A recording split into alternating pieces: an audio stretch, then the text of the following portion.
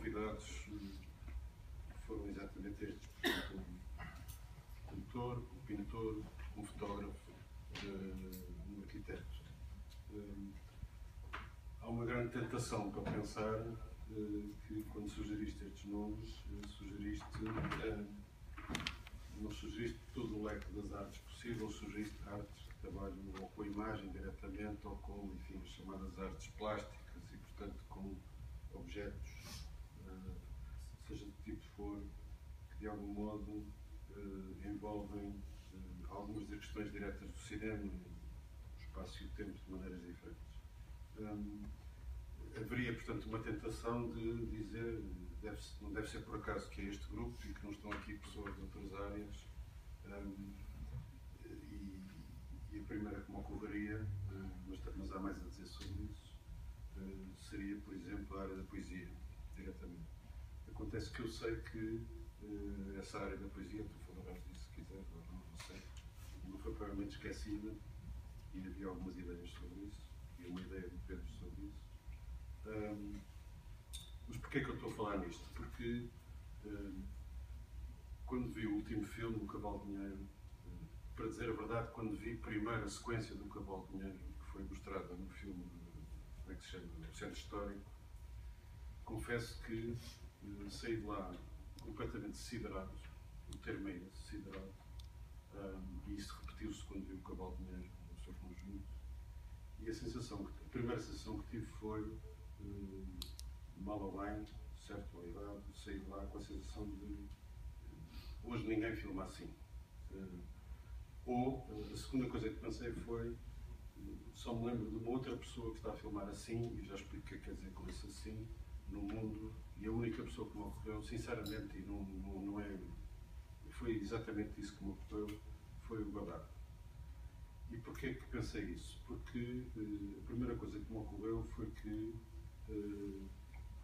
embora na sequência todo o trabalho anterior, e não foi antevendo filme para filme, senti que havia aqui um salto incrível neste filme, em que se tinha chegado a um grau de concentração e de complexidade de construção de cada plano, que eu só encontro hoje, em geral, só acho possível de fazer, não é que o encontro não tem a ver com escolhas do tipo, só acho possível de se fazer com este grau na poesia. Ou seja, conseguir ir ao osso de uma coisa, mas ao mesmo tempo cada plano ter tantos níveis possíveis e isso estar tão concentrado, tão reduzido, tão concentrado que o plano é ao mesmo tempo de um esplendor evidente, mas de uma complexidade evidente. E de facto, a primeira coisa que me fez pensar nisso foi a cena do elevador, de leitura, que já estava no Centro Histórico.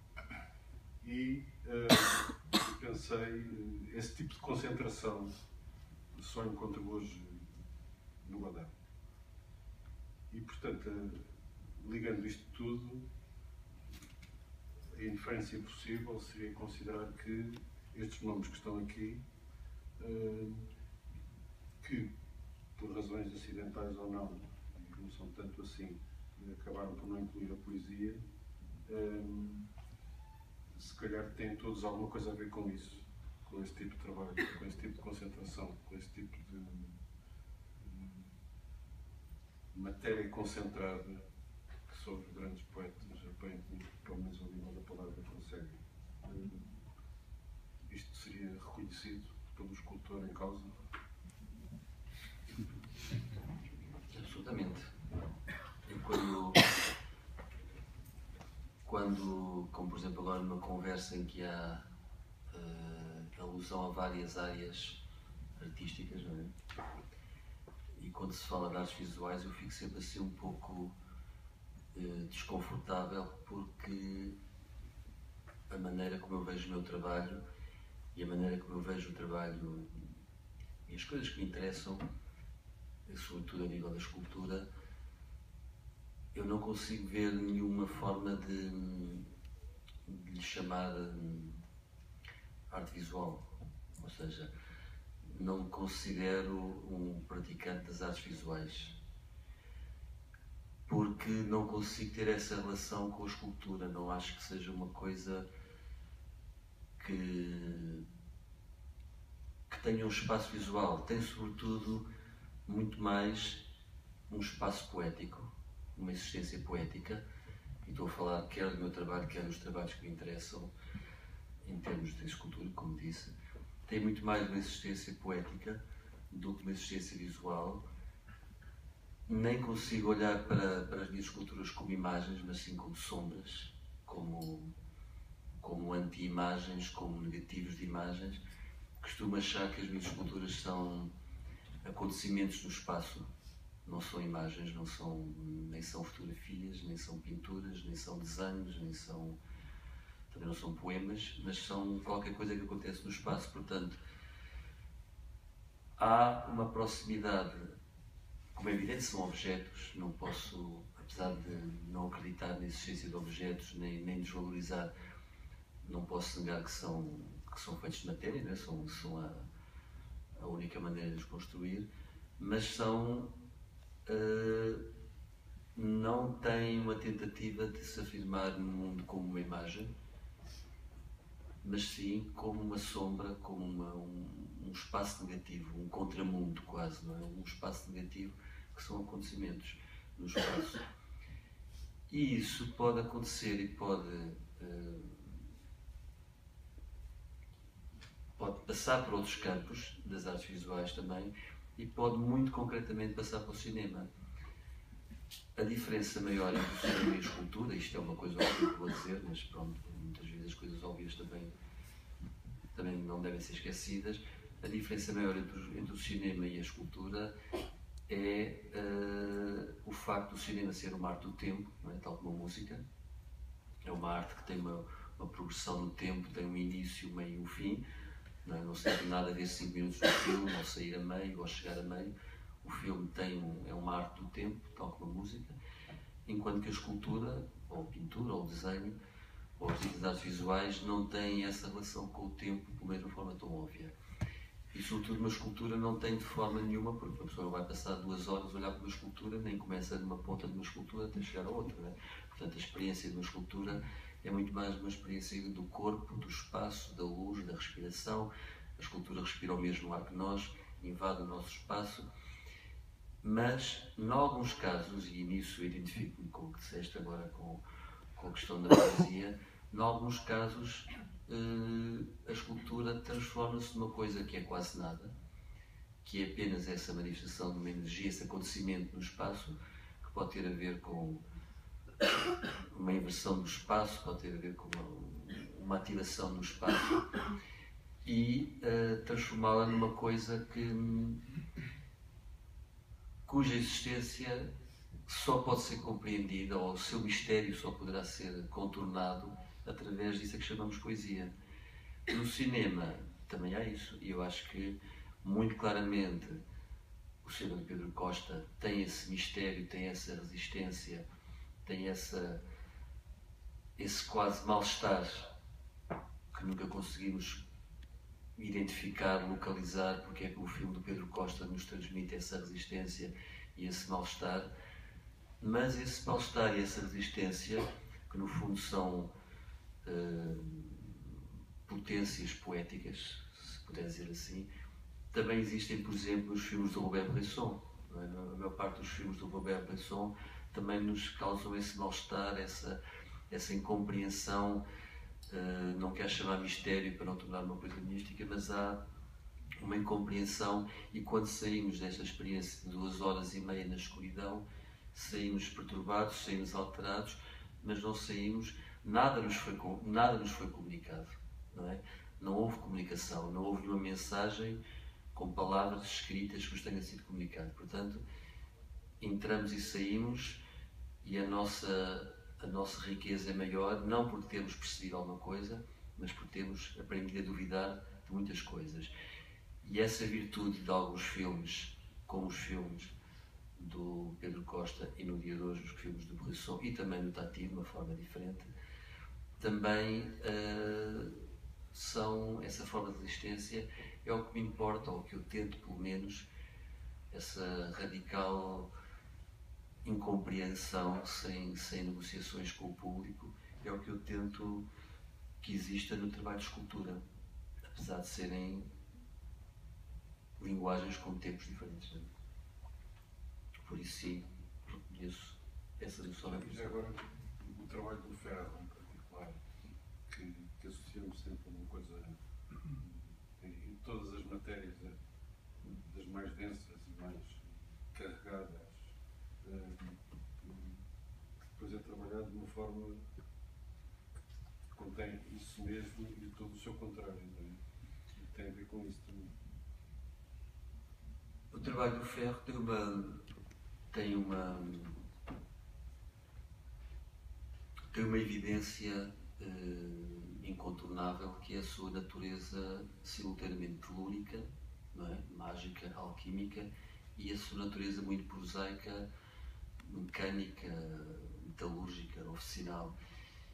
E para mim esse é o ponto mais fascinante do trabalho do ferro, é o ponto onde se encontra essa existência arcaica, ancestral, de ir ao centro da Terra buscar ferro e fogo e moldá-los, e as consequências da Revolução Industrial e o lado prosaico dos operários, da vida metalúrgica, que permite que o ferro deixe de ser uma coisa mágica e mística para passar a ser uma coisa que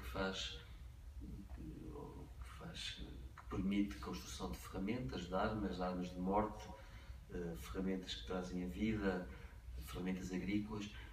Todo esse é o mundo do ferro que me interessa particularmente. No entanto, eu trabalho o ferro com as mãos e com os martelos e com as máquinas, mas sobretudo trabalho o ferro com a cabeça, com a memória, com as tais imagens, com as tais memórias que nós não compreendemos e que ainda não digerimos, da infância, de tudo. E é impossível trabalhar o ferro ou qualquer material que seja se isso não existir. Provavelmente um operário que trabalha o ferro para executar uma varanda não precisa disto.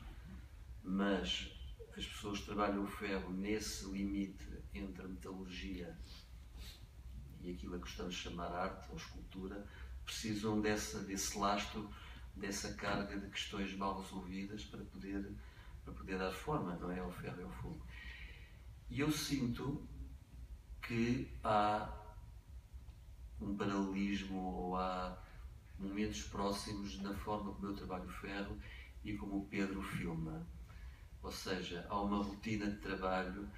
Eu imagino que o Pedro trabalhe, quando está em filmagem, trabalhe como um operário, deve ter os horários e deve ter um farnel para comer a meio do trabalho e um saco com uma sanduíche, e, enfim.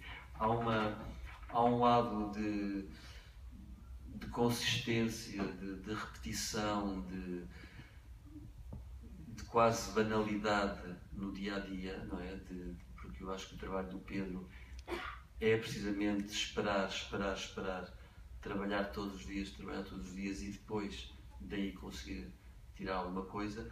E eu vejo muito paralelismo entre o trabalho dele e o trabalho oficinal, não só o meu, mas no geral no trabalho oficinal dos operários, da metalurgia, e essa maneira do Pedro fazer cinema, não é?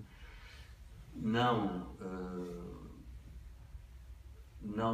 com um grande aparato, com uma grande equipa, com grandes meios, mas exatamente pelo seu contrário, não é? Pela concentração de quase tudo nas suas mãos e nas poucas pessoas que estão com ele, aproxima muito daquilo que eu penso que deve ser o trabalho de uma oficina. E por isso aí torna um território que tanto pode ser ferro, como pode ser cinema, como pode ser fotografia, como pode ser poesia. De qualquer maneira, não tenho a menor dúvida que só se consegue alguma coisa com muito trabalho. Não estou a fazer aqui a apologia do trabalho, mas não posso ignorar que não há nada que aconteça sem ser o fruto de muito trabalho, de muita repetição, às vezes até de muito tédio na sua repetição. E isso, de filme para filme, penso que é mais presente no trabalho do Pedro, esse lado. Não gosto da palavra artesanal, porque é assim um bocado deslocada, mas esse lado oficinal de construir um filme, plano a plano, luz a luz, fotograma a fotograma, realmente construir um filme como se constrói uma escultura. Penso que é isso.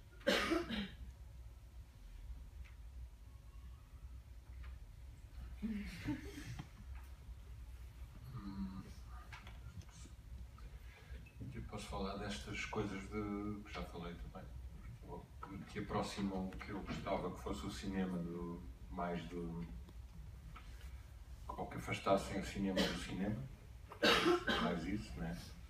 Por isso é que eu não gosto tanto do que se passa, dos resultados do cinema hoje. Parece-me que o cinema perdeu, ou seja, o caminho que estava a fazer, que podia ter feito era outro, muita gente já disse, faltou a tudo, faltou à chamada, faltou estava a falar, o Godard está sempre a dizer que não cumpriu as promessas, eu tenho essa sensação também. Eu vejo sempre pelo lado da produção, não é que não haja pessoas com talento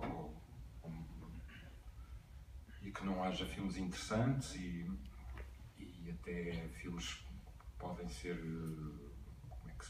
estudados em universidades e cinetecas e vistos e revistos. É muito pouco. Também é uma coisa que eu falo, o Rui se calhar falarei menos.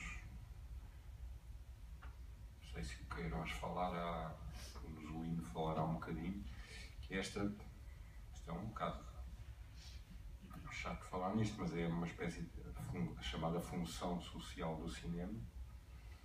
Passou a ser uma coisa um bocadinho, já nem sequer é dúbio ou ambíguo, passou para o outro lado, não é?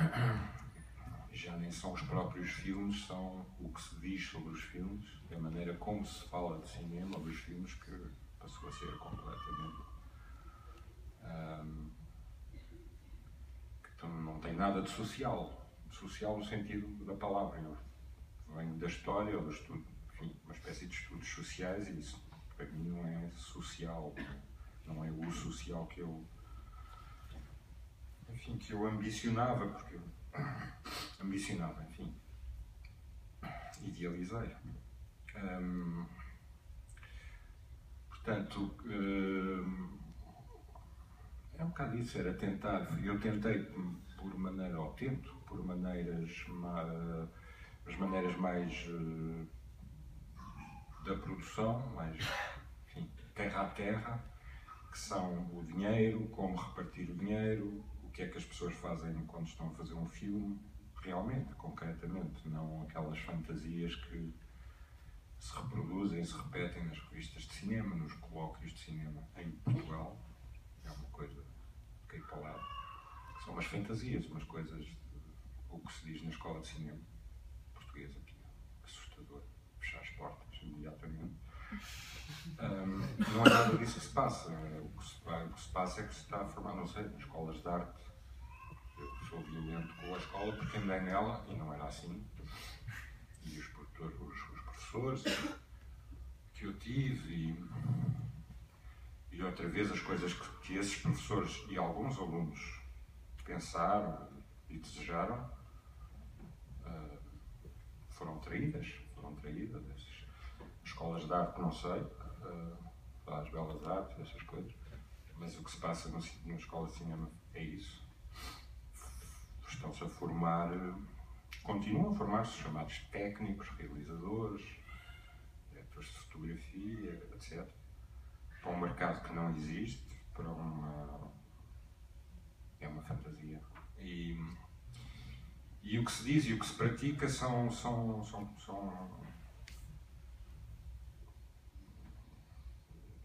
é uma espécie de... não tem nada a ver com a realidade, pronto, no fundo. E eu tentei começar pelo lado dessa realidade, do trabalho, ou seja, aplicar-me, tentar tirar os meus frutos desta rotina de que falava o Rui. E foi na rotina também que eu encontrei as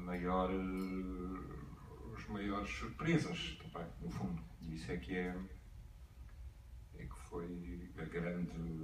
Enfim, comecei a habituar. Eu podia ter desistido do cinema, por exemplo, o cinema, eu acho que é ao contrário da pintura, da música, a escultura, claro. A arquitetura continua a ser um bocadinho diferente, mas é fácil e acontece todos os dias desistir-se do cinema. Eu tenho imensos colegas, por exemplo, agora estou-me a lembrar da escola de cinema quando eu lá tive, ou amigos meus, é muito fácil pensar-se que se quer fazer um filme, fácil, quer dizer, é muito comum, recorrente, encontrar alguém que já quer fazer um filme e temos depois nunca mais pensar nisso. Todos os dias encontramos pessoas dessas. Eu encontro. Por 1000 razões. Mas é só uma razão. E tem a ver com este social que eu falava. Ou seja, o cinema está metido nisto. Não se pode ignorar que o cinema nasceu lá na esquina de uma rua e tem a ver com essa esquina, com essa rua e com o que se passava nessa rua e com essa baixeza, com esse prosaico, com essa... É baixo. Tem que se começar pelo baixo, não se pode começar pelo alto. Eu comecei um bocado alto no sentido que sempre tive, um bocado, como tu dizes, a cabeça mais na poesia, escrita, na música. Podia ter-me acontecido escolher um cinema mais poético, que existe, não foi o caso. Escolhi o cinema mais narrativo, mais comercial, mais popular, enfim, que é o clássico que passa nestas salas. Foi esse que eu aprendi, também graças ao João Bernardo Costa, que foi o meu professor de História e de Cinema durante 2 anos. Foi ele que mostrou muitas coisas também. Mas comecei por aí, comecei um bocadinho alto demais e depois tive que baixar.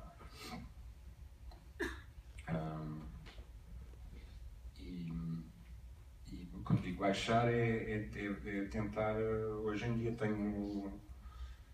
sei que não me engano, como diz o Rui, não nos podemos enganar porque isto é trabalho, é um trabalho de repetição e eu tive a felicidade de encontrar pessoas que se dão bem com isso ou que não têm pavor disso, porque ao contrário do que se diz, os profissionais, aparentemente os profissionais disto, que são os atores, não gostam nada de ensaiar, pelo menos no cinema. E não é que não gostem, é que já não estão habituados. Quando eu digo ensaiar, pode ser filmar, pode ser repetir um gesto 1000 vezes, pode ser, não é só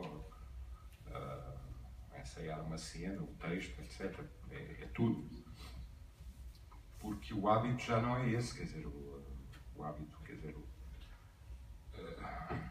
a palavra rotina tem até uma carga feíssima, não é? Hoje, e não devia ser, tem a ver com as novelas, com o trabalho feito à pressa, enfim, com essa violência. E eu, hoje em dia, sei que tudo o que posso encontrar de melhor para o filme, para este último filme que eu fiz, é graças a essa insistência,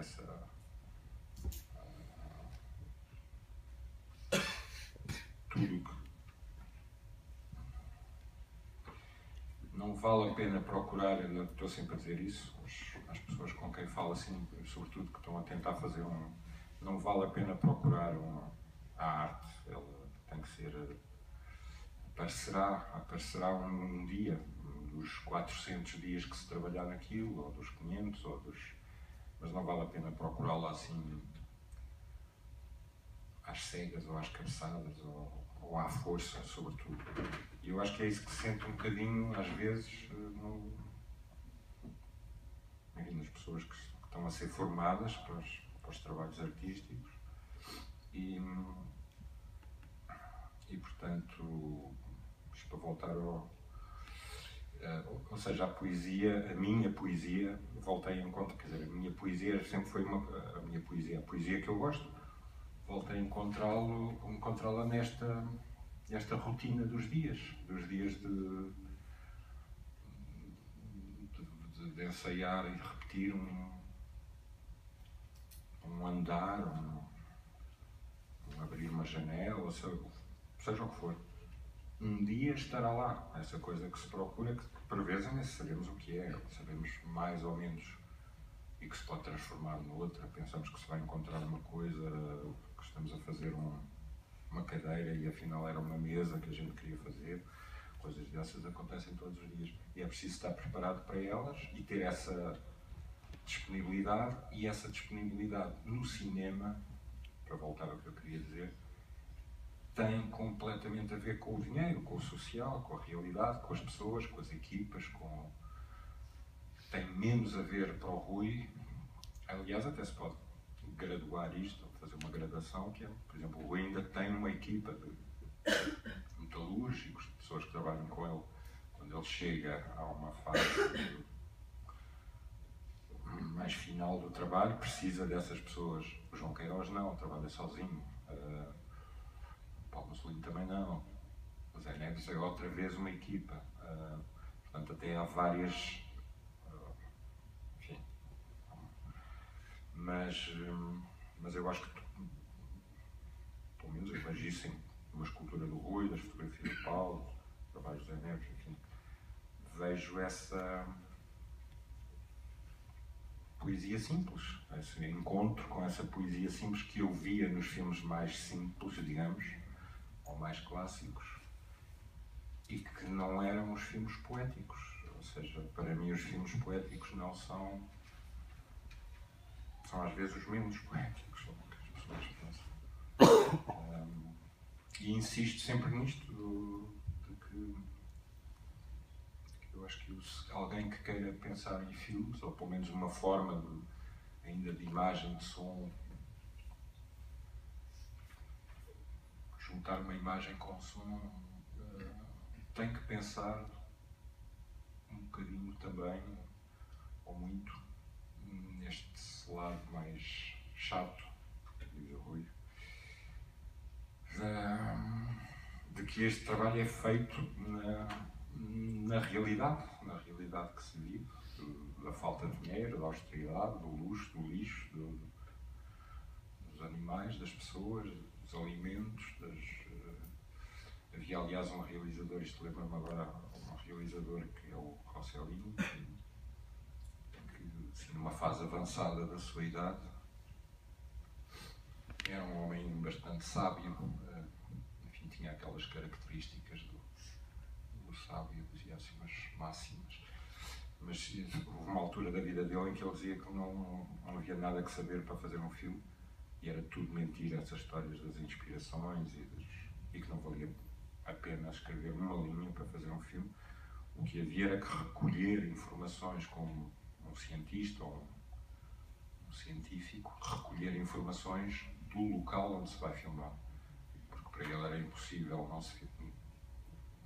O filme existia num local definido, concreto, sólido neste planeta, um local social. E, portanto, desde que se percebesse quem são as pessoas, como é que andam vestidas, o que é que comem, a que elas se deitam, quais são os diferentes trabalhos, o filme estava feito. Era fazer um quadro e aí o filme estava feito. Foi um tipo que acabou a fazer filmes sobre o Platão, o Sócrates, também não teve muita sorte. Portanto, é isso. Só uma última coisa antes de vos passar.